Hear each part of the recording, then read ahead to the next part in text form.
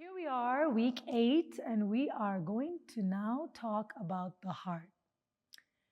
So, the heart is an exceptionally important organ, of course. We say people can be brain dead, but you cannot be heart dead because if you're heart dead, then you're essentially dead. So, we can definitely say that the heart is really the engine of our body. Without our heart, we're not really going to be alive. So, why are we talking about the heart in a course about breath? Because the way we breathe actually impacts the way our heart beats.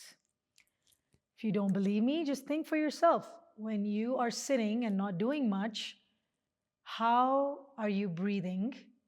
And how do you think your heart is beating? And now, say you get up and you run, how do you think you are going to start breathing? And how do you think your heart is beating? So essentially, there is a relationship, and it's actually a direct relationship. The way I breathe really impacts the way my heart beats.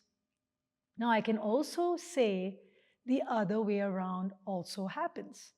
The way my heart beats can also make an impact on the way I breathe, right? So think of a situation where I'm either afraid or I'm angry. Most likely, it was your heart that actually noticed the fear and the anger before the breath became shallow. And so, regardless of what we're going through, either our breath impacts the way our heart beats or our heart impacts the way we breathe.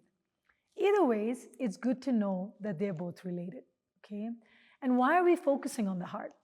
Because the heart has a huge presence when it comes to God. Huge. In fact, almost anybody you meet will agree to the statement, God is love. And a lot of us associate our heart with love. And so whenever we talk about the heart, yes, we could be talking about the actual beating of the heart. How does the heart beat? Is it a healthy heart or not? And we know when a person's resting heart rate is low, they tend to be healthier. These are all things that we know about the heart. But we also know about the heart when it comes to comforting someone, when it comes to loving someone, when it comes to being there and being compassionate for someone. So the heart serves many roles. And the more we get to know our heart, the better it is for all the realms of our life. So, for this week, the exercises can range from being quite simple to just feeling your heart beating in your chest, which is very simple. All you have to do is put your hand on your chest to experience the heart beating.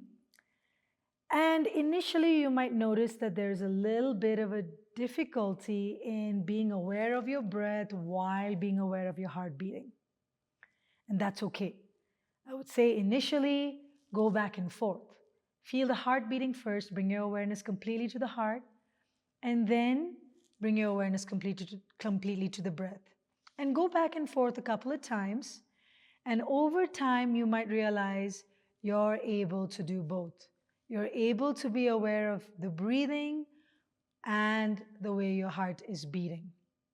So, from here, you want to go to the next stage where when you're able to be present with the heart beating, then you can notice the change in your heartbeat depending on the way you breathe. So, for example, if you are running or you're walking and you notice the way your heart is beating by feeling it, and then when you suddenly sit down, you can then notice there is a difference in the way you're breathing, and the way your breathing starts calming down and your heart starts calming down as well. So feeling this might actually be the easier part of this week. Even though this already seems quite hard, believe me, it's not so hard. When you put your hand on your chest, it might actually be a lot simpler than you think. But I hate to share this, that the next stage might not be so simple. And the next stage entails experiencing your heart beating even when your hand is not on your chest. And this happens, of course, with a lot of awareness, with a lot of experience of feeling the heart beating and understanding the pattern of your heart.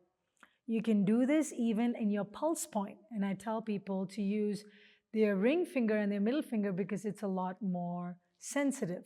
So you can actually use both those fingers, feeling your pulse. And after a bit of time of feeling the pulse, you can take your fingers away from that pulse point.